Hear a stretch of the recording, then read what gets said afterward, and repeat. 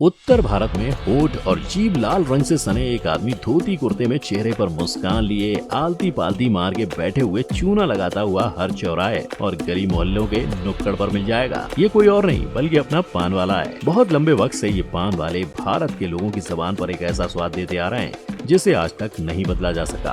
पान और अपने देश का एक अलग ही कनेक्शन है। पान को कुछ लोग खाने के बाद खाते हैं, कुछ स्वाद के लिए खाते हैं, कुछ दवा के रूप में खाते हैं, तो वहीं कुछ पूजा के लिए इस्तेमाल करते हैं। आज तक इसकी कोई जगह नहीं ले पाया। लेकिन क्या आपने कभी सोचा है कि इसकी शुरुआत कब हुई और कहां से ये भारत के लोगों की जुबान पर चढ़ गया? चलिए जानते हैं। मुगल लाए पान का नया अवतार। पान की असल शुरुआत कब हुई ये आपको बताएंगे ही, लेकिन अभी आप सिर्फ इतना जान लीजिए कि ये माना जाता है कि खुद भगवान शिव और पार्वती माता ने मिलकर पान का पहला बीज बोया था। उस दिन के बाद से ही पान की असली शुरुआत हुई थी। अब पूरी शुरुआत तो आपको बताएंगे, लेकिन उससे पहले आपको बता दें कि ये मॉडर्न पान कहां से आया। पान एक समय तक सिर्फ हिंदुओं में ही इस्तेमाल किया जाता था, मगर वक्त के साथ बाकी धर्मों ने भी इसे अपनाया। इसे लोगों ने न सिर्फ अपनाया बल्कि एक समय पर तो पान को काफी अहमियत दी जाती थी। यह समय था जब भारत पर मुगलों का राज चलता था। उस दौरान ही पान को उसका नया रूप मिला, जो आज भी देखने को मिलता है। माना जाता है कि पान में चूना, इलायची और लौंग जैसी चीजों को डालने का काम मुगलों द्वारा ही शुरू किया गया था। वो अपने पान के पत्तों में इन्हें डालकर अक्सर खाया करते थे। शाही दरबार में तो ये हर किसी की पसंद हुआ करता था। यूँ तो इसे एक आम माउथ फ्रेशनर के रूप में इस्तेमाल किया जाता था,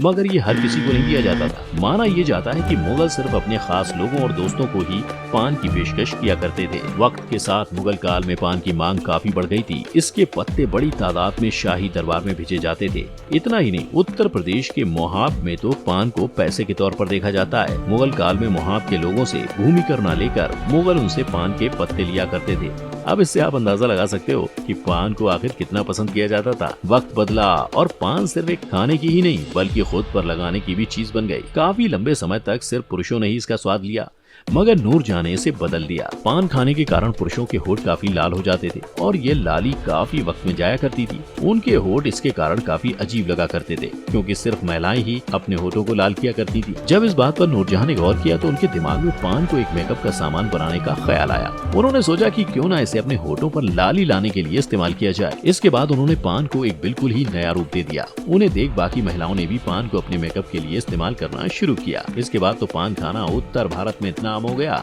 कि लखनऊ जैसी जगह पर यह संस्कृति ही बन गया, जिसे हम आज तक अपने साथ लेकर चल रहे हैं। पान की शुरुआत। अब आपको ये तो पता चल गया कि अपना वाला पान कहां से आया। अब आपको बताते हैं कि पान की शुरुआत कब और कैसे हुई और भगवान शिव का क्या कनेक्शन था। पान की शुरुआत आज या कल की नहीं बल्कि आज से कई हजारों साल पहले की मानी जाती है। माना जाता है कि खुद भगवान शिव और पार्वती ने मिलकर पान का पहला बीज बोया था। उन्होंने हिमालय में मौजूद एक पहाड़ पर इसका बीज बोया था और उस दिन के बाद से ही पान की असली शुरुआत हुई थी। इसके बाद से ही पान के पत्ते को एक पवित्र पत्ते के रूप में जाना गया और हिंदू रस्मों में इसका इस्तेमाल शुरू हुआ। पूजा हो या फिर कोई भी शुभ काम, पान के पत्तों को उसमें जगह जरूर मिली। हालांकि ये सिर्फ धारणा है और आज तक पान की शुरुआत की कोई पुख्ता जानकारी नहीं मिल पाई है। पान का जिक्र सिर्फ भगवान शिव तक ही नहीं रहा बल्कि इसके बारे में रामायण और महाभारत में भी लिखा गया, जहां भगवान शिव के समय पान का पत्ता बस एक पवित्र पत्ते के रूप में जाना गया।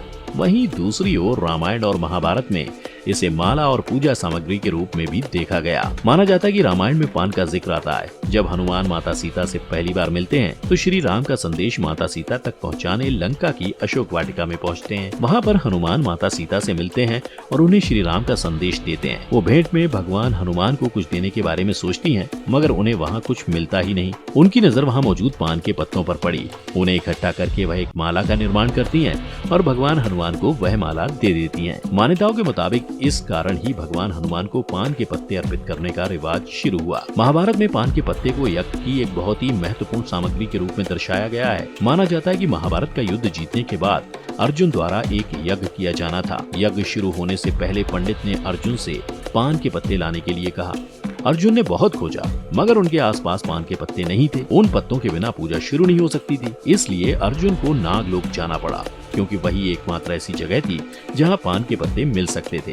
इसके बाद अर्जुन को नागलोक की रानी से पान के पत्ते मांगने पड़े, जिसके बाद ही यज्ञ संपन्न हो पाया। कहते हैं कि इस कारण ही पान के पत्ते को नागरबेल भी कहा जाता है। आयुर्वेद और पान। पौराणिक बातों का तो कोई खास प्रमाण नहीं मिलता, मगर आयुर्वेद में जरूर पान के पत्ते के सबूत मिलते हैं। हजारों सालों से पान के पत्तों को आयुर्वेदिक औषधि के रूप में इस्तेमाल किया जाता रहा है। कहते हैं भगवान धन्वंतरी के साथ मिलकर कुछ और आयुर्वेदिक विद्वानों ने पान की खूबियां जानी थी। सबसे पहले उन्होंने इसका इस्तेमाल एक चूहे पर करके देखा। जब उन्हें यह विश्वास हो गया कि मनुष्य भी इसे खा सकते हैं, तब उन्होंने मनुष्यों पर इसके प्रभाव देखे। इसमें सबसे पहला प्रभाव जो उन्होंने देखा वह था अच्छी पाचन शक्ति। इतना ही नहीं, चिकित्सा शास्त्री सुश्रुत का भी मानना था कि पान खाने से आवाज साफ रहती है, मुंह से दुर्गंध नहीं आती और जीभ भी ठीक रहती है। यही कारण है कि पान इतने लंबे समय से आयुर्वेदिक दवाई के रूप में प्रसिद्ध है। आज पान को कई नए नए रूप मिल गए हैं, मगर आज भी इसे लोग बड़े चाव से खाते हैं। आज भी पान में वही पहले सी बात है, बनारसी, सादा, मीठा, चॉकलेट और ना जाने कितने ही प्रकार के पान भारत में आज मिलते हैं। जगह जगह पर इसका स्वाद बदलता जाता है, मगर इसे चाहने वाले नहीं बदलते। आस्था से लेकर लाइफस्टाइल तक में पान हमसे जुड़ा हुआ है और आगे भी ये ऐसे ही जुड़ा रहेगा। आपको कौन सा पान सबसे ज्यादा पसंद है, हमें कमेंट में बताएं। वीडियो अगर पसंद आई हो तो इसे लाइक, शेयर और चैनल को सब्सक्राइब करना ना भूलें।